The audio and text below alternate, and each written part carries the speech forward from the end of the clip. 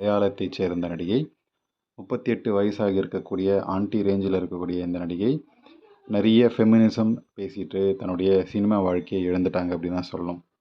So 2013 இந்த நடிகை அந்த மரியான் திரைப்படம் இருக்கும்போது என்னை ரொம்ப படுத்தி எடுத்துட்டாங்க. பீச்சில் நனைய சொல்கிறாங்க, அப்புறம் நனைஞ்சிக்கிட்டே ஆட சொல்கிறாங்க அப்படின்னு சொல்லி பேசினாங்க. அப்புறம் எதுக்கு காசு வாங்குறீங்க அப்படின்ற ஒரு கொஷின் இருக்குல்ல. காசு வாங்கிட்டு தானே நடிக்கிறாங்க. நடிப்புன்னு வரும்போது கஷ்டங்கள் இருக்கத்தான் செய்யும். அதில் நடிகை பார்வதியோடைய தொப்புள் தெரிஞ்சிருச்சான். ஸோ அதை சொல்லி எப்படியாவது அதை காட்டாமல் பண்ணுங்க அப்படின்னு சொல்லி அந்த படக்குழுவினரை ரொம்ப நோண்டி நொங்கெடுத்தாங்க. அப்படி பேசின நடிகை பார்வதி தான் இப்போ தன்னுடைய பெரிய முன்னழகை அப்பட்டமாக காட்டக்கூடிய வகையில் பிதுங்கிட்டு வருது.